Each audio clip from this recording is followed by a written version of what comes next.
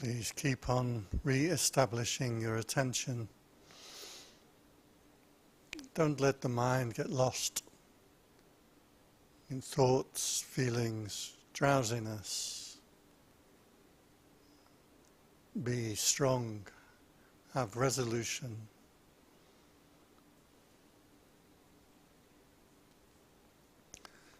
Bringing your attention back home 10 times, 100 times, 1,000 times. Patiently re-establish mindful awareness. Interrupting whatever process may have caught your attention. Dreams, fantasies, thoughts, feelings. Interrupt whatever it is. Re-establish mindfulness with the body breathing.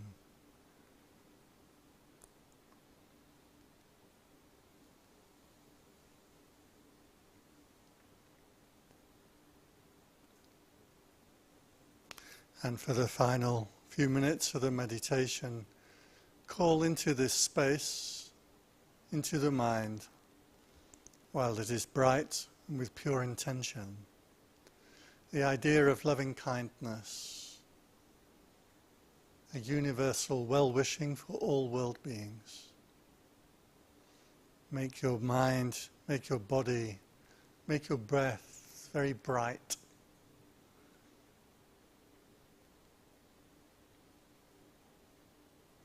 Then from the center of your being you share outwards, radiating. May all beings be happy, peaceful and free from suffering.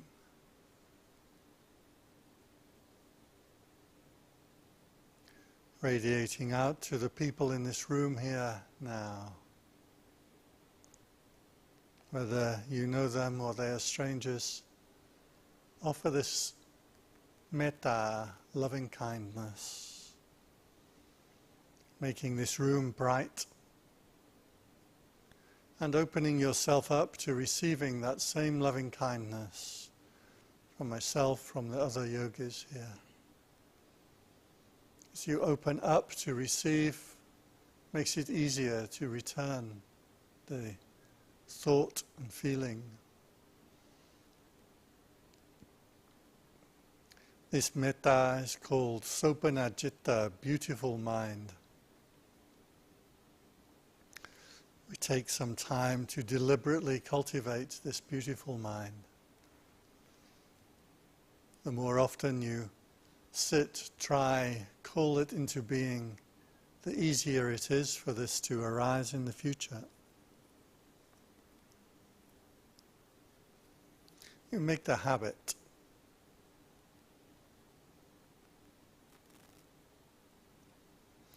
Gathering together the loving kindness, this bright energy from the whole room, we offer outwards to all world beings, all those people in Bangkok and around the world, happy and sad, joyful and suffering, young and old. We shine on behalf of the whole group here, metta to all people in the world.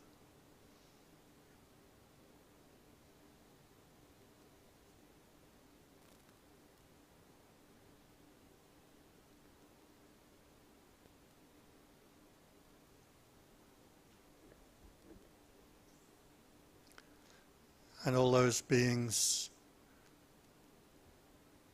all those animals, birds, reptiles, insects, beings we can see and we can't see. May all the animal kingdom be free from suffering, radiating this bright loving kindness on behalf of the whole room here.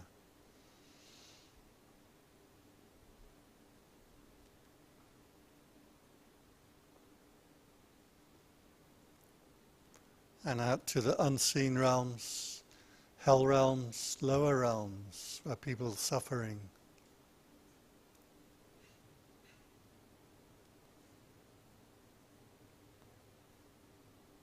and upwards through the heavenly realms, the devas, the karma sphere, form sphere, and the formless spheres.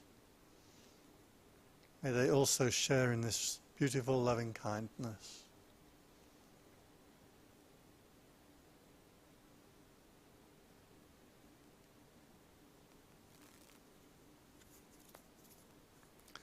And we share with the Buddhas of the past, present, and future.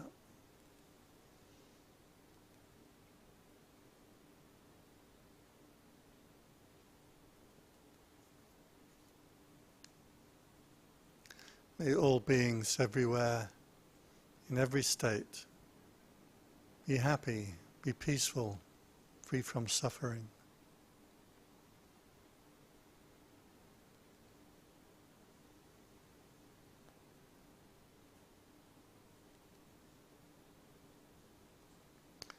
And finally, make the sincere wish for yourself also. May I become happy, may I become peaceful, may I become free from suffering.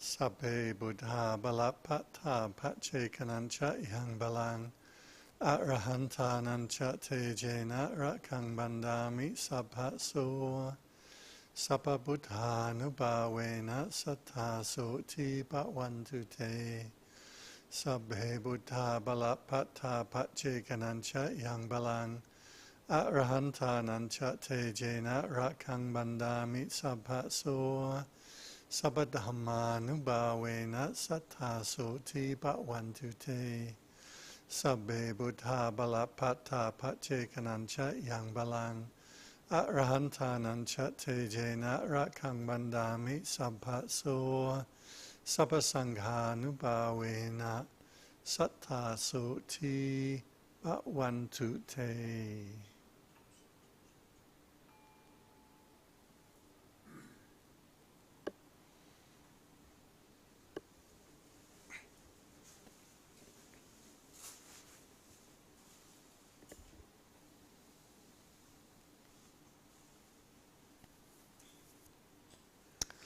Okay, relax your posture.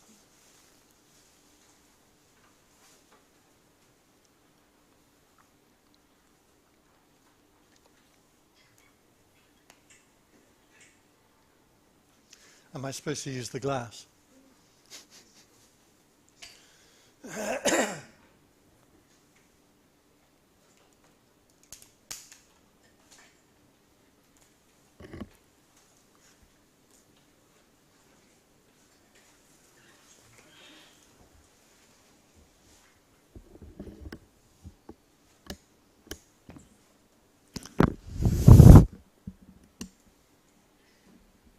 No, it's off.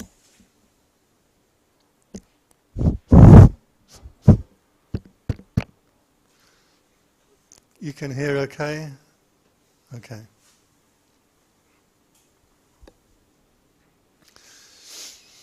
Okay, this evening's topic is karma. It's always it's always a good topic. In the greater context of practice, then, the practice should involve, first of all, knowing that there is a practice, that there is a purification of consciousness. This should be something that we know and understand and is part of our goal. Practice is not just sitting and being and letting things be, but there is a goal and an intention behind it. It doesn't get mentioned often enough. Within the context of this goal, then, the first thing that we have to do is bring our behavior under control. If you are one of unwholesome behavior, then it's going to be difficult to tame the mind or purify the mind. If you're one of wholesome behavior, then it becomes easier to tame and purify the mind. What is wholesome behavior and what is unwholesome behavior? There are a number of lists, but really, according to Buddhism, you should know by yourself. Killing, stealing, robbing, cheating, taking drugs, alcohol, sexual misconduct, all these kind of things that most people know are unwholesome behavior. What is the difference between wholesome behavior and unwholesome behavior? This is bringing up the question of karma. So according to the Buddha, then certain behaviors will bring good karma. Certain behaviors will bring bad karma. This karma relates most specifically to rebirth, getting reborn in heavens and hells and in different states. If you have good karma, you get a good rebirth. If you have bad karma, you get a bad rebirth. This was the insight of the Buddha on the night of enlightenment, that he said that the first insight he had was remembering his past lives. The second insight he had was seeing beings in heaven and hell, arriving and moving around between areas of heavens and hells according to their karma. The third watch of the night, he had the insight into purification of consciousness. It's called the end of the asava, where the consciousness no longer flows out. Asava means outflowing. So these were the three insights the Buddha had on the evening of his enlightenment. We are asked repeatedly through the scriptures to reflect on the nature of karma. The statement being, you are the heir of your karma, the owner of your karma. By whatever karma you shall do, by that karma you shall be the heir. So you will be the heir to your deeds. So that's where it fits into the general practice. As one purifies consciousness, you go beyond karma. So it's quite important to note that you may make yourself more spiritual, you may make yourself more holy by creating good karma, but that will not get you enlightened. Awakening is something that is separate to that. And most specifically, where actions of body, speech or mind cease, so karma will also cease. Ahosikang, which means like forgiveness, or the karma is forgiven or becomes defunct, in no longer operating in the purification of consciousness. So that's the general overarching place where it fits in. So karma in most circumstances, people seem to think, like have some strange ideas about karma. So if somebody steals your car, that means that you must have stolen someone's goat in a previous lifetime. That's not what it means. That's over-attributing things to karma. A lot of things that happen in the universe and in the world around you just happen for other reasons. Over-attributing things to karma was a danger that the Buddha advised against. So there are lots of causes of things. Government bureaucracies cause... I'm doing my visa right now, it's on my mind. This has nothing to do with my karma, or the government's karma. This has to do with the nature of bureaucracy. Isaac Newton sitting under the apple tree, and he gets bonked on the head by an apple. Was that karma? Or was that just because if you sit under an apple tree, there's a fair chance that an apple is going to... Did you know that Isaac Newton wasn't hit on the head by an apple? That was a myth. He said, the thought occurred to me occasioned by the falling of an apple. He never mentioned that it hit him on the head. That's just something that got added into the story because it makes it more viral. Isaac Newton, best known for his the greatest invention You know his greatest invention? Isaac Newton. He invented the cat flap. Yeah. His great contribution to humanity. He was doing the experiments on cats. Tell me if I'm wrong. I'm pretty sure I'm remembering this right. He was doing an experiment on light, and his cat kept coming into the room and opening the door. So he got frustrated and he cut a hole out of the door and covered it with felt, and that's how cats got cat flaps. The cat's name was Spithead. I'm not making that up. I think I'm not making it up. Maybe I just read it on Grok or something. So many things happen in the world because of causes that have got nothing to do with karma. If you get knocked down by a bus, if you fall ill, this is not going to be because of your karma. People over-attribute karma to mean that anything that happens, well, that must be karma that's doing it to me. And it's an over-attribution that is beyond the correct measure. What I said, there are many things, many different causes of things. In one list, he says there is the cause of physics. So an apple falling from the tree is just straightforward physics. There is a cause of hereditariness. Don't know how you say that in an easy way. But if you plant an orange seed, you'll get an orange tree. You won't get a plum tree. If you plant good seeds of good behavior, you get good karma come back. You don't get bad karma. So there is a inheritability that operates in the world that may or may not be connected with karma. There is karma itself, the moral cause and effect in the universe. There was also citta, or the laws of psychology, the laws of mind.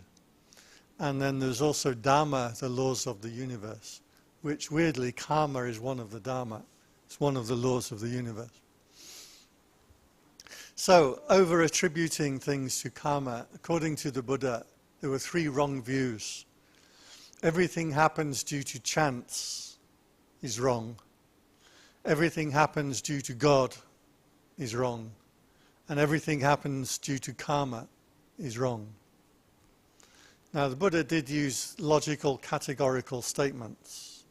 So, everything happens due to chance is wrong, but some things that happen according to chance, therefore, may be correct. Everything happens according to karma is wrong, but some things may happen according to karma.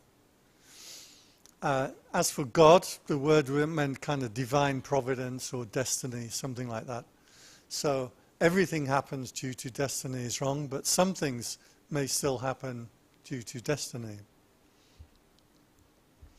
So most of the time when he would talk about karma, he would talk about it in respect of future lives. Now this is a little iffy because a lot of, especially Westerners, don't like the idea of reincarnation. They like the idea that, well, what I do here and now matters, but probably when I die, I die. I'm not here to convince anybody otherwise. But what I can tell you is what it says in the suttas. That we can prove what it says. And what it says is that we do get reborn. Now, for me personally, I never really had an issue with this. I don't really care that much, to be honest. If I'm going to get reborn, I want to be reborn in a reasonably good spot. I think Norway would be... Come on, they're the happiest people in the world, are they not? They have this wealth funds, they have a debt to GDP ratio that's the envy of the world. I mean, and it's beautiful. Why wouldn't you want to live in Norway? Cold. So I don't know. To me personally, I'm not that interested. I'm not that worried about my next life.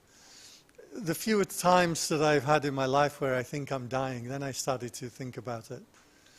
And it did say actually at one point that if you set your intentions on a particular place or area of rebirth, you can attain to that if you have good merits, if you have good karma backing it up. So I want to be reborn in a heavenly realm. Yeah. I like the idea of bliss and nectar and floating around on clouds. And according to Buddhism, it is easier to practice as a deva if you're reborn in a heavenly realm. Is it easier and a better place to practice? And the mind is more powerful, and Dharma can be practiced better. However, you still have to have that intention to practice Dharma. You can't just coast along enjoying the heavenly life, because after a period of time, your karma that got you born there will expunge, will cease, and then you'll fall back into a lower realm. So even in the heavenly realms, you have to continue to practice. So in respect to future lives, or your karma affecting your future life, beings are the owner of the karma, heir to the karma, born of their karma. By the way, karma and karma are the same thing. Karma is the Sanskrit. Kamma is the Pali, is the same word. But kama, that means lust. So don't get confused. If you come and say my karma is very bad today, I'm going to check whether you're talking about your kamma or your karma. So this word is kamma, the Pali, or karma in the Sanskrit. Karma creates your future in terms of coarseness and refinement. So that was the stock phrase. So there is a case where a certain man or woman is one who takes life, is brutal, bloody-handed, violent, cruel, merciless, through performing and undertaking such kamma. Kamma means action, by the way. When we think about getting results, that's vipaka kamma, or results of action. So kamma means the action that you make. Then on the breakup of the body, after death, this person will reappear in the plane of, or sphere of deprivation, a bad destination, lower realms, or hell. If they do not reappear in the lower realms, but instead return to the human state, then wherever they are reborn, they are short-lived. They are one who lives a short life. Namely, if you live as a being who takes life, you will be reborn in a lower realm, or you'll be born in this realm and have a short life. And the opposite is also true. If you abstain from taking life, having laid down the weapon, laid down knives, you are scrupulous, merciful, compassionate for the welfare of all beings, then upon the breakup of the body, you reappear in a good destination or a heavenly world. Or if you return to the human state, you will be one who is long-lived. Now it goes on for a whole bunch more different deeds, so I'm going to shorten them because it has the same kind of formula. You get reborn higher or lower. So if you are one who injures animals, you will be reborn in a lower realm where you will be continually injured. Or if you are reborn in the human realm, you will be born as one who is sickly. And conversely, if you are one that does not injure animals, who helps animals, then you will be reborn as one who is healthy. Yeah. I've always been very healthy. I think I must have some good karma there. Aside from this flu, but it wasn't that bad. But I do know people that were always very sickly. There's a monk, he used to live in the temple opposite me, and he was always extremely sickly. He'd had a brain cancer when he was a youth, and they'd taken it out of his head and they'd cut the skull. But in those days they didn't have titanium, so they just left a hole. And then, you know, with skin over it, obviously, but you could kind of see his brain doing this when he was talking. It was quite bizarre. And first time I went talking to him, he said, "Don't worry, you just have a look at it. Everybody has to have a look at it. I don't worry about it." Anyway, he was always like extremely sick. Pratt Dennis, if anybody ever met him, he was always really sick for some reason. He said that it was his previous karma. How can you tell? How can you test? I don't know.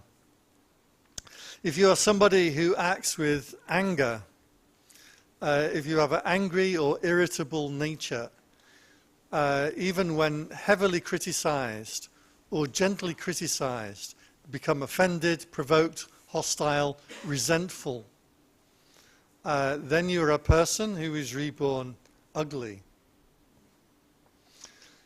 So if you do the opposite, you are not anger, you are not resentful, you are not easily offended, easily provoked, hostile or resentful, and you display no annoyance, aversion or bitterness to others, this is a way to being reborn as beautiful. So obviously in my past life I was also one who did not get easily offended or provoked. In this lifetime, some things that really bother people seem to just, I don't care, but just some small things. Like big things I can let go of. But small things I just get so wound up about. I had this phone. This is before mobile phones, and there's a cute little phone like this with a little headset, and I fell in love with it. It was only like 200 baht. But when you're on the phone, like every 30 seconds or so, it go, and you're always like, what, sorry, say that again, and it's just so annoying. And one day, this had been going on, and then I very calmly ended the phone call. I put the phone down on the desk. I went into a box, pulled out a hammer from the box, whacked this phone. Anyway, I got bad karma because it made a hole in my table. And this hole, it was just like a break in the table, but it's exactly where I put my feet up. And so over the course of the next couple of years, my feet, well, my heels made a bigger and bigger and bigger hole in my table, and then things would always roll down the hole and they get stuck underneath. And this is bad karma. Yeah, I'm terrible for that. I can get annoyed at little things. Big things I'm all right with. I don't know. If you are one who is envious, if you are one who has an envious nature, resenting, begrudging other people's fortunes or good fortune, begrudging other people honor, respect or reverence, one who does not pay salutation or veneration, especially to people that are deserving of it, then in your next lifetime you will be reborn as one who has little authority.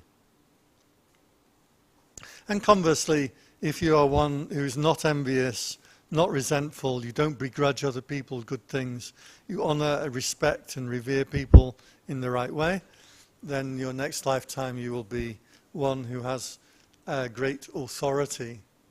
Have you noticed this, that some people just have that charisma to command authority or to command followers? Seem to somehow just like manifest that. Donald Trump's a good example of this. He is, because he's manifested his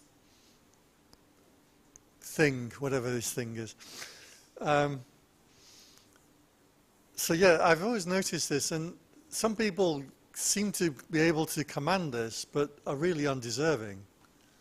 And then some people that I know that, like I see, are really deserving, and nobody notices, especially monasteries.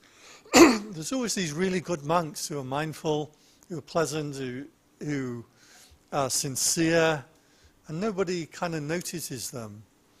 But then lay people will come and follow somebody who just like has the gift of the gab, we say them. He's able to speak. Some years ago, there was a monk called Nenkam, Lumpu Nenkam, and he was able to do that. He was a terrific speaker, and he just had an ability to draw in audiences. And he was only like 25, and they called him Grandfather Nenkam, because he seemed to have such a wise thing. Anyway, but he was no good. And he was up to a lot of mischief. So there came out later he'd had several children as a monk. He was the one that was filmed on a private aeroplane with a Louis Vuitton bag or something. And I'd seen him. I'd done an event with him, Kalyana Tam, if you know them. And I was not impressed with this monk at all, but he had this undeniable charisma that he could just attract attention. Anyway, so maybe that comes from the past life. If you're one who is arrogant, you will be reborn in a low rebirth. If you're one who's not arrogant, you'll be born in a high rebirth. If you're one who asks questions in your next lifetime, you will be wise. If you're one who does not ask questions and listen to wise people, in your next lifetime, you'll be one who does not have wisdom. So this was a fairly typical way in which the Buddha would present karma. Karma was nearly always about rebirth, about your future. And this is quite important, that karma was about you now looking at your future. Is not about your past controlling you now. This is a distinction that I think I'm the only person that makes this, so you probably won't hear this anywhere else, but there's a parallel in psychology that Freudian psychology focused on things that happened to you in your childhood, creating or determining your character now. So Freudian psychology, if you have problems, you're supposed to look into your past and resolve things in your past. But later, schools of psychology rejected this idea. These were called the humanist schools. And they said that your character is determined by your hopes and aspirations for the future, not from your past. So bad things may have happened to you in your past, but you are a human being. You are able to put forth agency to steer your ship, to be the captain of your soul, if you know the poem. So this is in psychology, this is a very big split in the application of psychology. Karma is the same thing. The Buddha always talked about what you do now is important for shaping your future. He never said that your past is what is controlling you now. That means you have agency over your karma. Karma is not fatalistic, it's not deterministic. Karma isn't deciding who you are or what you're going to be. It's for you looking forward to steer where you want to go, not from your past affecting you now. By that token, there was an interesting story that he gave about a man who has his goat stolen. And he goes chasing after the person who's stolen his goat, and he catches up with that person. Now, if that person who stole the goat is a person of low birth, a mean, disreputable, shady person, what does the rich man who owns the goat, what does he do? He gives that thief a severe beating. If, on the other hand, this rich person whose goat is stolen chases after the thief and finds that the thief is a high-born person of great repute, what does he do? He says, "Please, sir, may I have my goat back?" He doesn't give a beating.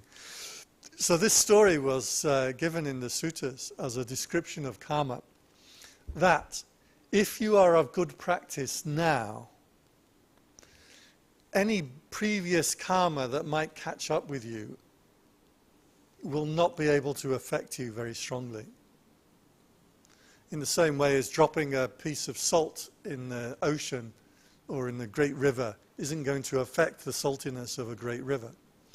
If you are a person of bad behavior now, if a previous karma catches up with you and causes you suffering, it will cause you worse suffering. Just like some salt that's dropped into a shallow glass of water will affect the saltiness of the water. So this was a story that was given that's to show that just because you have karma in the past does not mean that's something to worry about. You worry about your behavior now.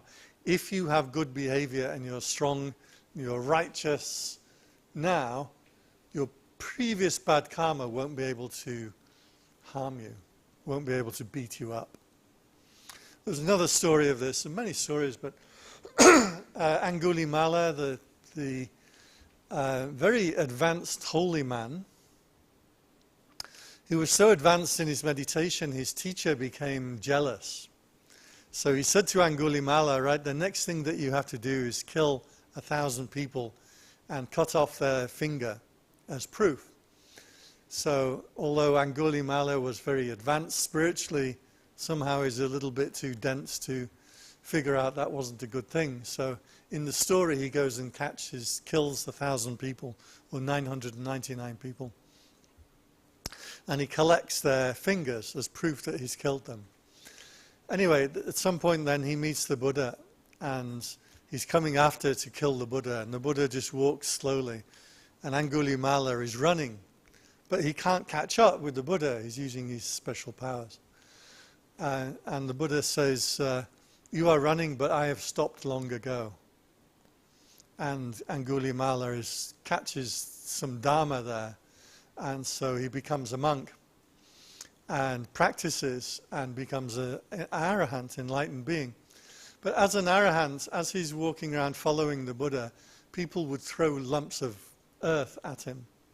And the Buddha apparently said to him, because of your good karma of becoming an arahant, becoming enlightened, the only bad karma that's affecting you is a few lumps of earth. If you had not practiced, then the bad karma would have come and caused you death or deadly suffering. So the idea is that our practice, our behavior should be moderated now. By moderating your behavior now, you make yourself stronger so that previous karma can't affect you too strongly. This sets your course for the future, for a good future. There were other things that he said.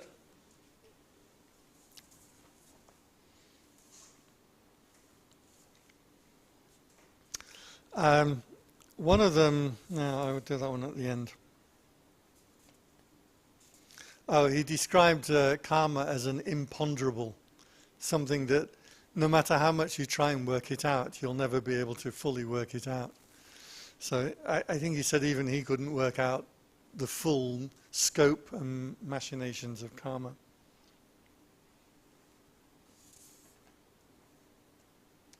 So in another sutta he says that some people believe that whatever they feel painful, pleasurable or neutral has been caused by what has done before.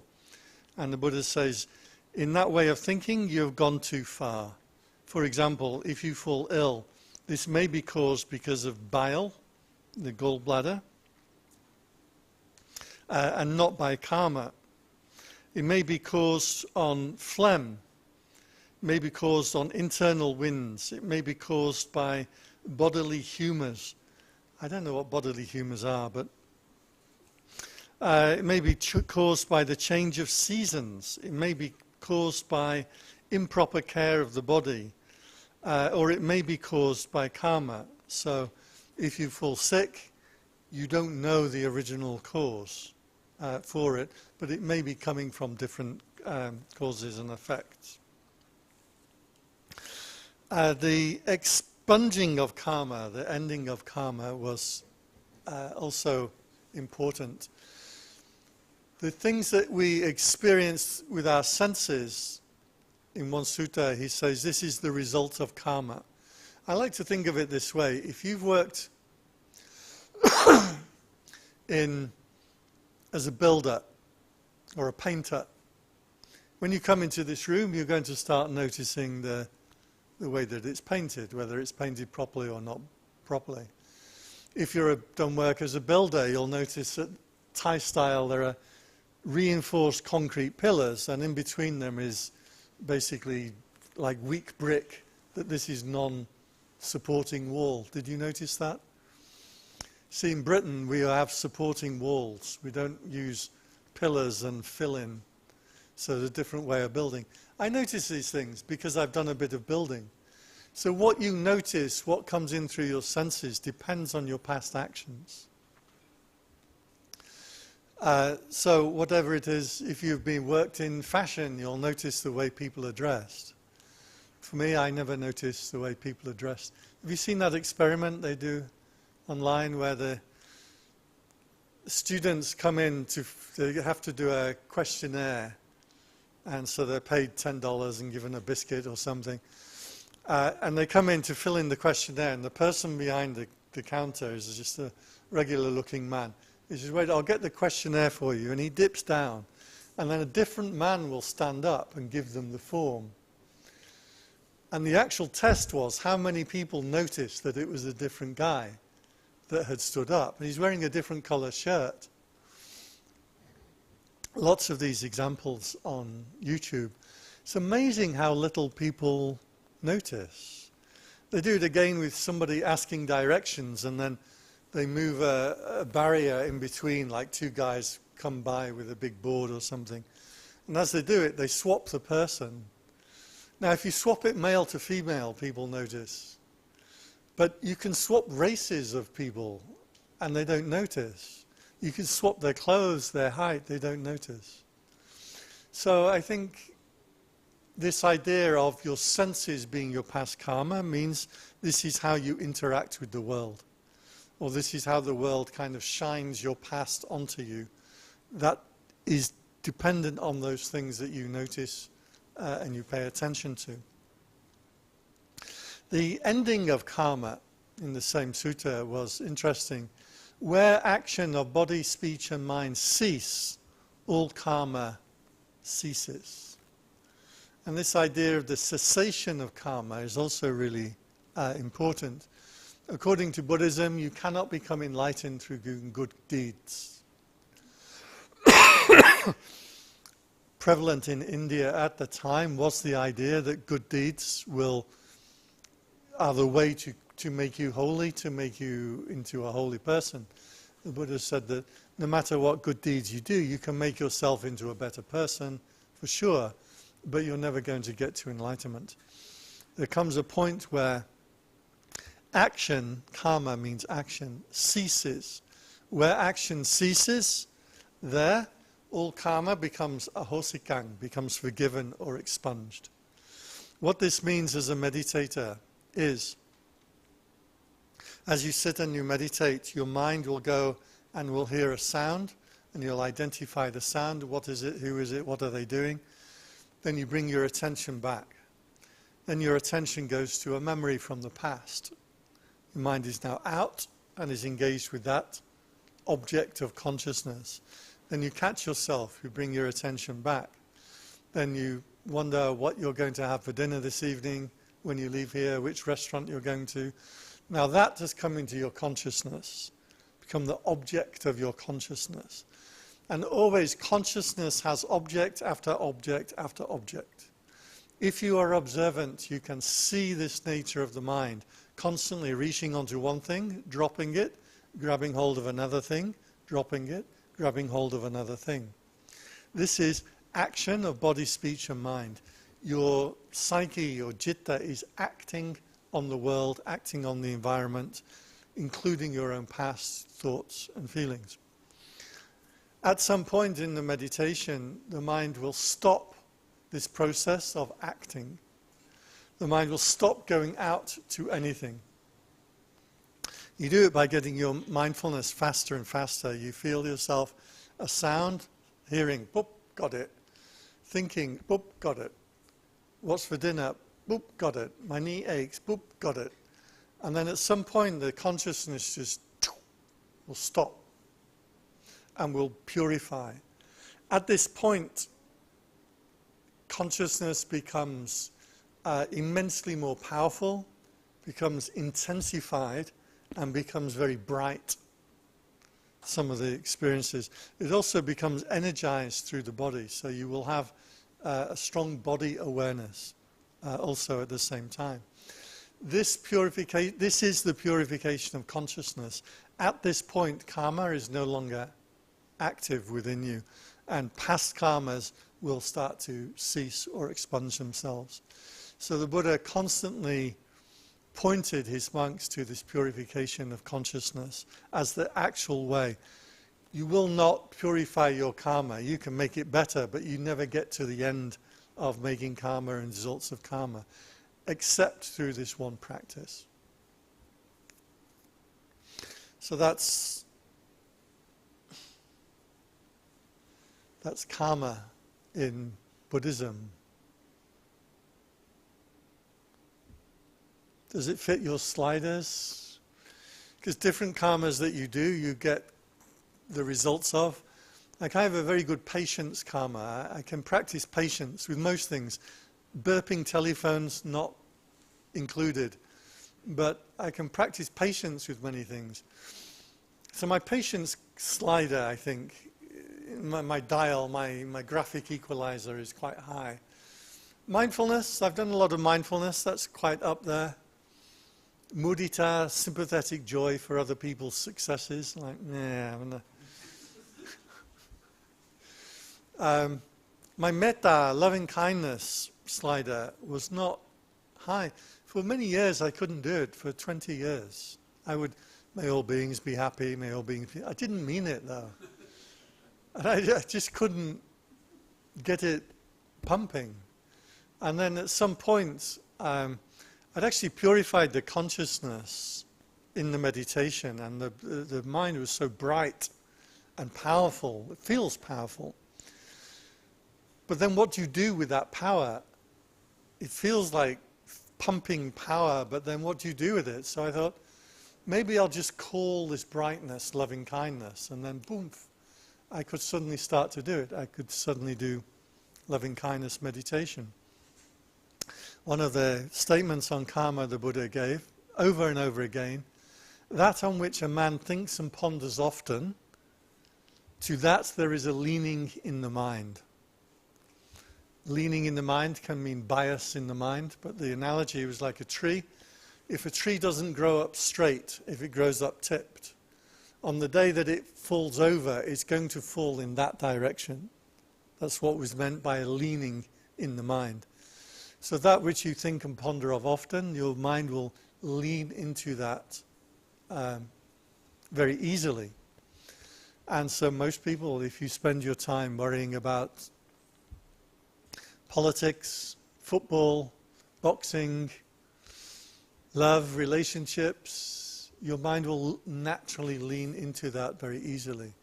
So we should take time and effort to create good sobanajittas, good states of mind. If you don't practice a state of mind deliberately, by calling it into being, by welcoming it, by holding on to it and nurturing it, that state of mind will diminish in your consciousness. It's the same for relatives. If you've got cousins and people that you knew when you were younger, but then you call them up once a year, and then maybe once every 3 years, and then 5 years, that person has just diminished entirely in your consciousness. But the person you interact with regularly, that person will be very high up in your consciousness. So, straightforward karma, I don't know if it falls under karma or citta, but that to which a man thinks and ponders often, there is a leaning in his mind. So be careful with the habits that you make. Personally, I'm one that I always think about the things that I don't like. I think about things that annoy me, and then I start thinking up solutions. So I've designed aeroplanes and mass transit systems for Bangkok and new visa systems. I was trying to design a new taxation system the other day. Personally, I'm not affected much by taxation, but it is a important question.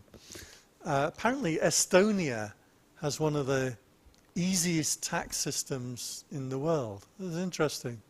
So I was looking at why Estonia is such a good tax system. Hong Kong has a very good tax system too, very simple tax system. America has 16,000 pages of tax law. And that's the actual law, not including the case law. So things like this come into me, and then I want to solve the problems because I think about things that I don't like. It's not good for my psyche. So, anyone have a question about karma? Did I explain it easily enough, properly enough?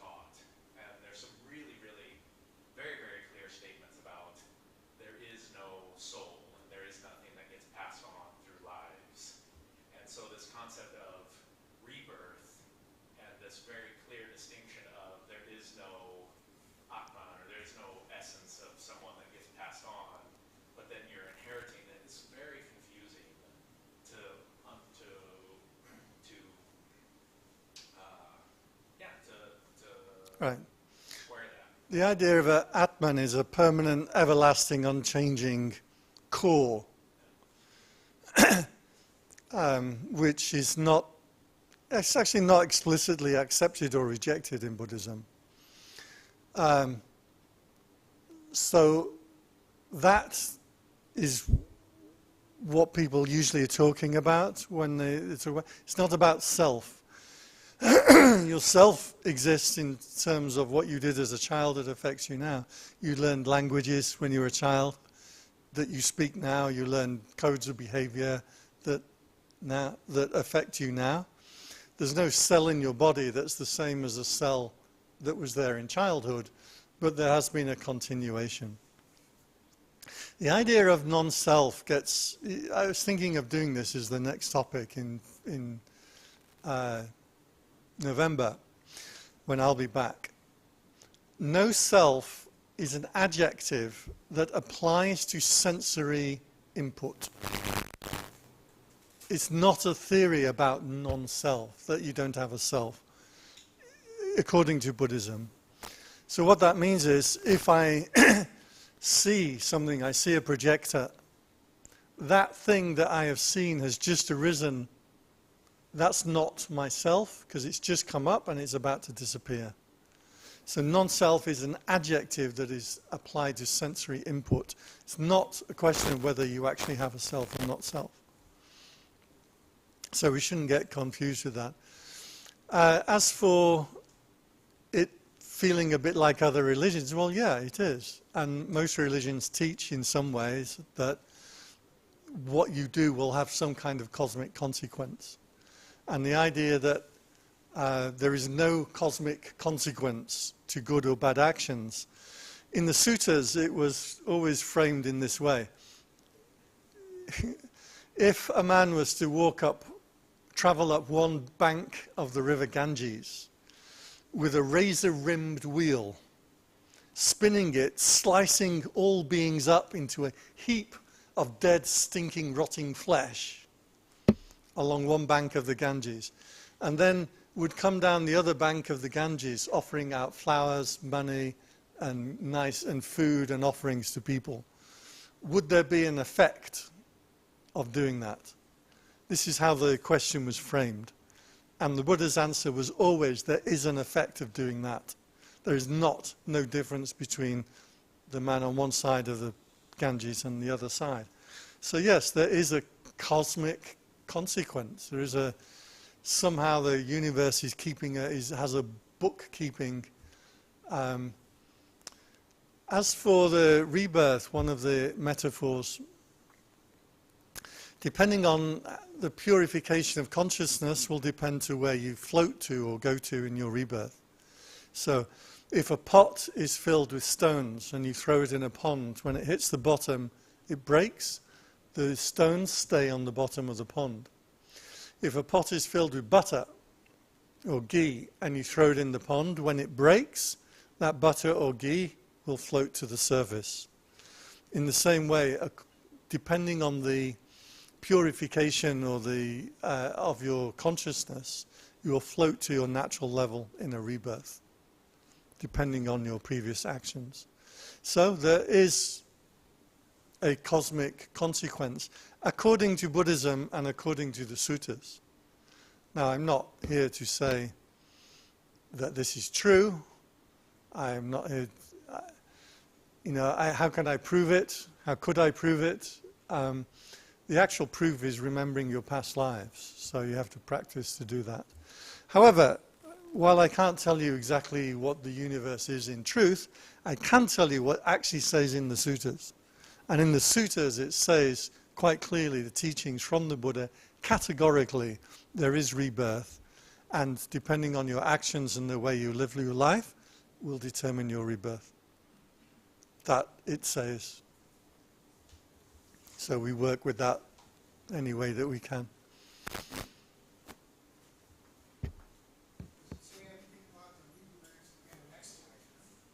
Sorry? Is there a Buddha saying something about the rebirth in the next life, or is he speaking about in this life, that you get born, reborn every day? The idea of being reborn every day is not based on suttas. It was a later interpretation. But he did say that if you live your life with proper morality, you will have consequences in the here and now, such as you will have confidence in the face of danger or in the face of death. So yes, effects should be able to be known here and now, not storing up somewhere in a bank account for some time in the future. Yeah.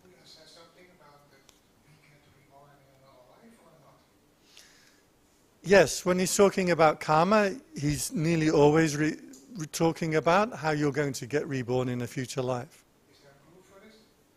Well, like the sutta that I read out early on. Oh, if there's actual proof in the world, then, I mean, people claim to have remembered past lives and they've traveled places, and there was the guy Moody,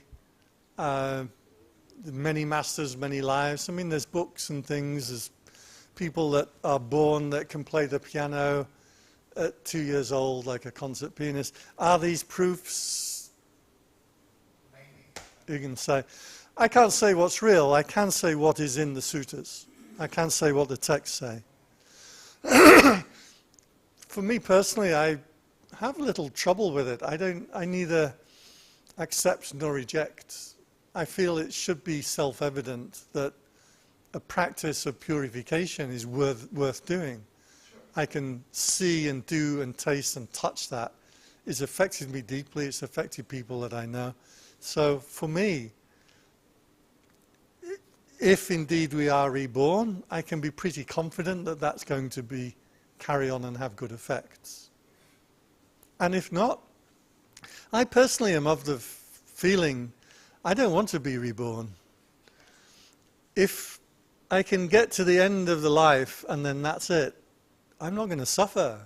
I'm actually fine with that. Some people, I don't know, maybe they need the idea of rebirth. I would be much happier. Of course, I wouldn't be much happier because I'd be dead. But that would be my preference personally. And if that's how it works, it's fine by me. Yeah. There's no proof that we get reborn. We can remember a life or something. Even nobody remembers the last life. So there's a famous monk, Lumpur Jaran, in Thailand.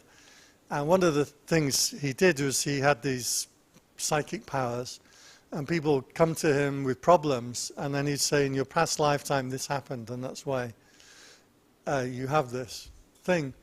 So this happened a lot, and a lot of these discussions were recorded by Sudasa Ongkom, who was a Thai author. Her real name, Suchitra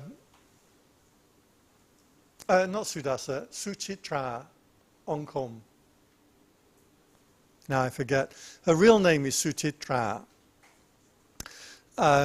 Very funny lady, but when I was doing my degree, every semester she would turn up at my room and give me the funds to pay for my master's degree for about 3 years. So I appreciated her quite a lot. She wrote several books in Thai and in English of recounting these stories from Lumpur Jaran. But is that proof? Of course, it's not proof, but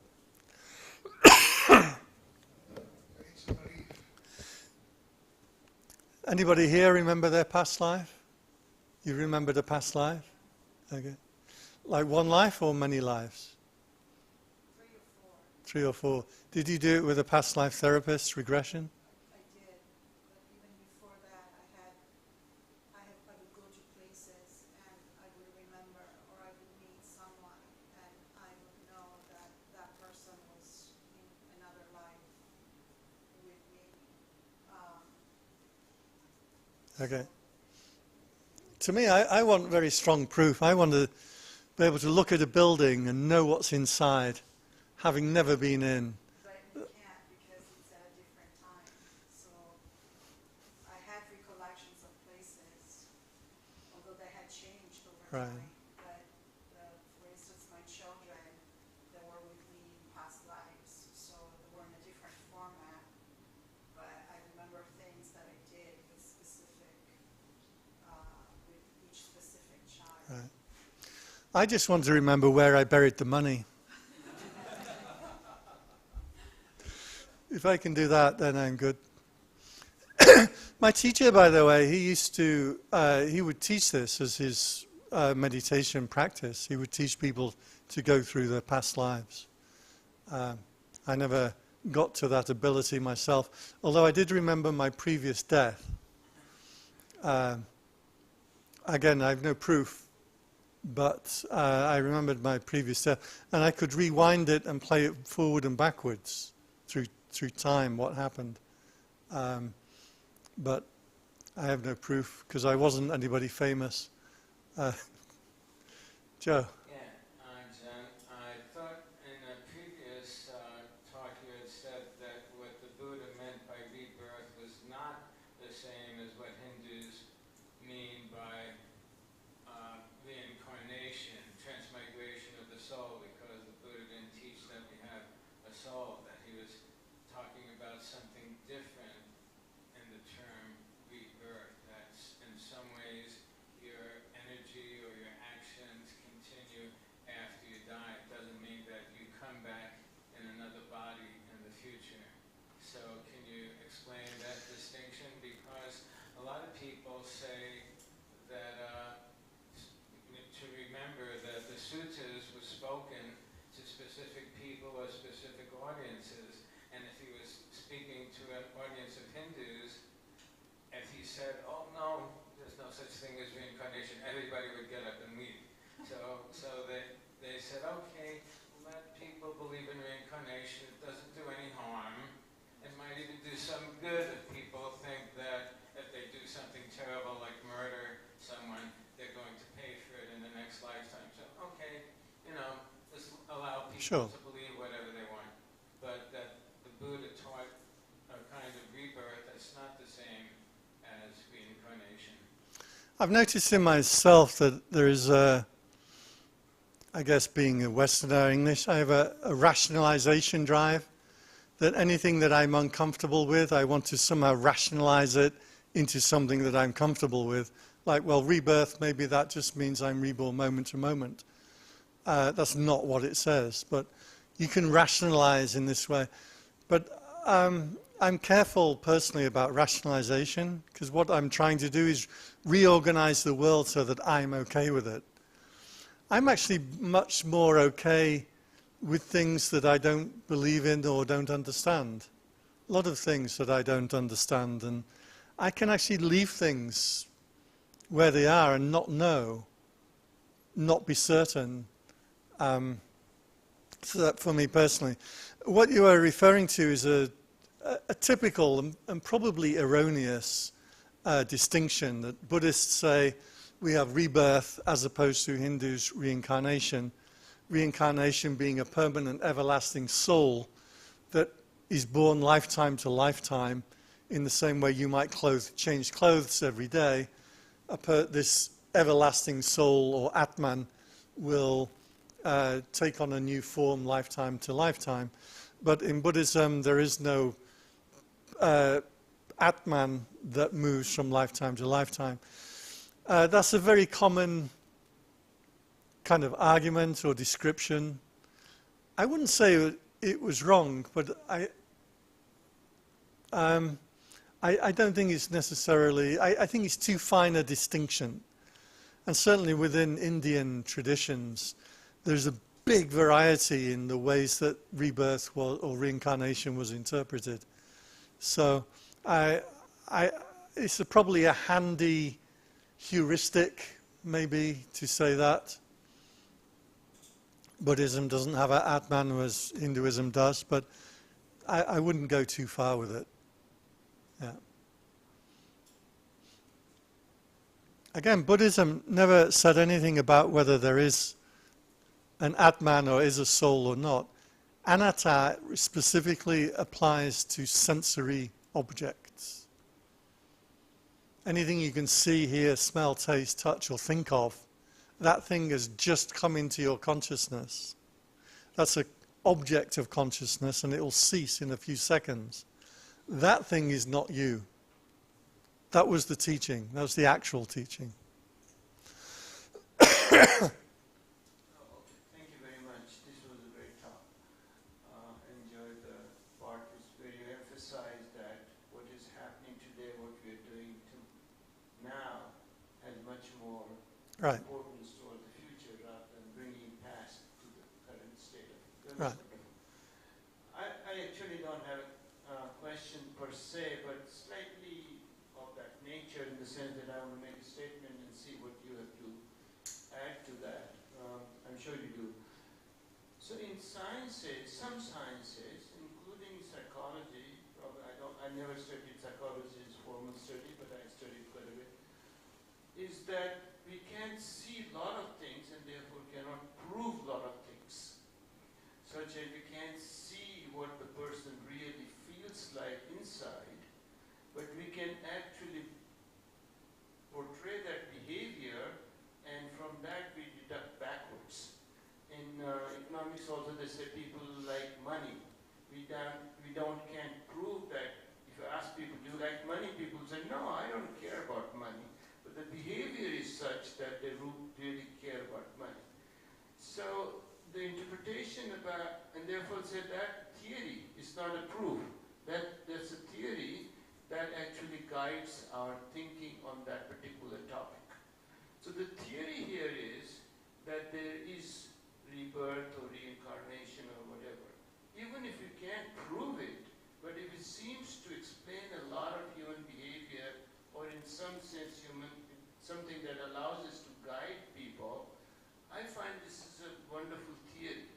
And no proof, like last night I was here in this building and things like that. So I want to see your comments on that more than proof. So it's a useful tool for interpreting existence. It's a useful filter that we can use. I think this microphone, the battery might need changing. So it's a useful tool. In terms of psychology, Freud actually said something about this. He said if you take a pathology that someone has now, it's easy to trace it back to something, to its causes. He said, but if you give us just the causes, we have no idea what kind of person the person will become. So it is easy looking back in psychology, but it's not easy looking forward in psychology. And that was something that Freud also noticed about it. We're out of time. I will be still around if you want to chat or ask questions, but we will finish because it's 8 o'clock. Go ahead. Okay, thank you very much, Phra Pandit, and thank you all once again for coming, notwithstanding the rain. I hope it's dry when we leave. Next week we'll have another monk, Thai monk, speaking about Chameleon. The announcement will go up on Meetup, but actually many of you are using Meetup, but also on our website and on our Facebook. Phra Pandit is busy redesigning the website, so hopefully that will then attract a bit more traffic as well. As usual, please help us with cleaning up the room. The brown seats go to the balcony and the white seats go behind the curtains outside.